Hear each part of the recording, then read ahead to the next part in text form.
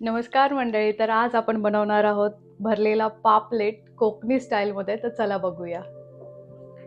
तर पापलेटला मी पॉकेट करून घेतलेलं आहे भरलेलं मिश्रण टाकण्यासाठी. आता मी वरच्या चिरा पाडून घेते. जेवढ्या बारीक चिरा पाडता येतील कमी डिस्टन्समध्ये तेवढं चांगलं आहे. मसाला आतमध्ये भरून त्याला छान टेस्ट येते. मागून फोडून दोन्ही साईडकडून चिरा पाडून घ्यायच्यात आपल्याला. तर आपल्या चिरा झालेल्या आहेत पाडून, बघू शकता तुम्ही. आता आपण मसाला बनवून घेऊया त्याचं भरण भरण्यासाठी. तर चला पाहूया.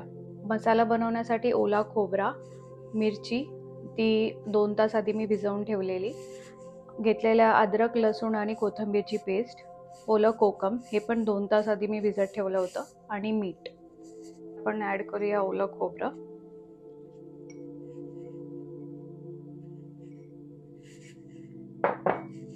मिरची,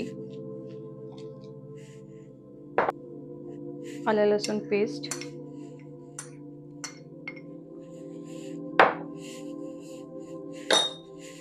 एक कोकम आंबट तिखट चव येण्यासाठी, आणि थोडं अंदाजाप्रमाणे मीठ.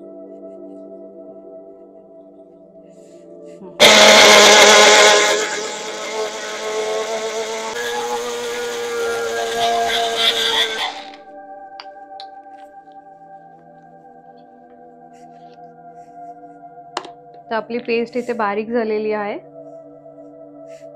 आता आपण याला फोडणी देऊया. लसूण ॲड करूया, कोथिंबीरचे देठं,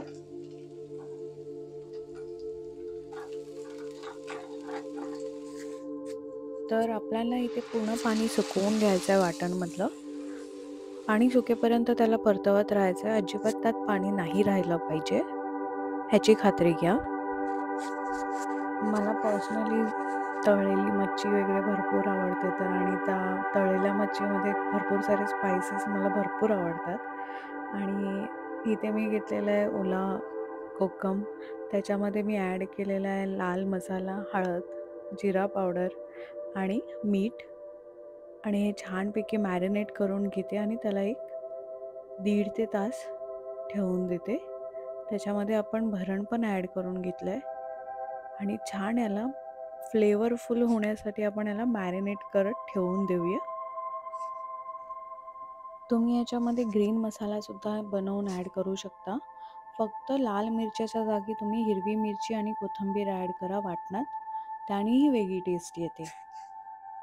साधारण 1.5-2 तासांनी मी त्याला कोट करायला घेतलं आहे. त्यासाठी मी घेतलं 1 चमचा तांदळाचं पीठ, मसाला, हळद, 2 चमचे रवा आणि मीठ.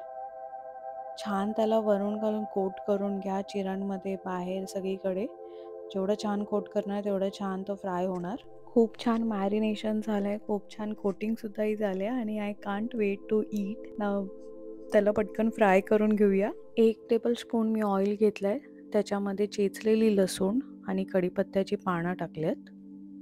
आता ॲड करूया आपण भरलेलं पापलेट.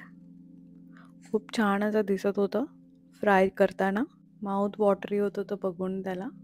आणि आता असं छान पलटवून घेतलेलं आहे आपण. छान सगळ्या बाजूने शेकवून घ्या.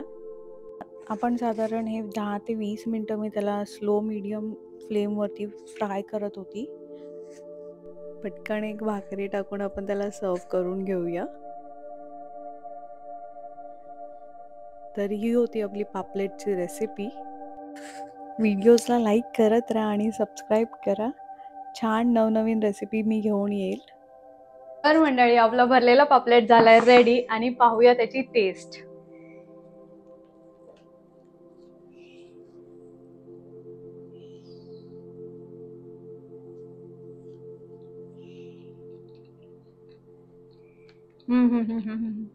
खूप छान झालं. मसाला पूर्ण मॅरिनेट झाला पापलेटमध्ये. खूप सुंदर. तुम्ही पण नक्की ट्राय करा भरलेला पापलेट ही रेसिपी. पुन्हा भेटूया पुढच्या व्हिडिओत.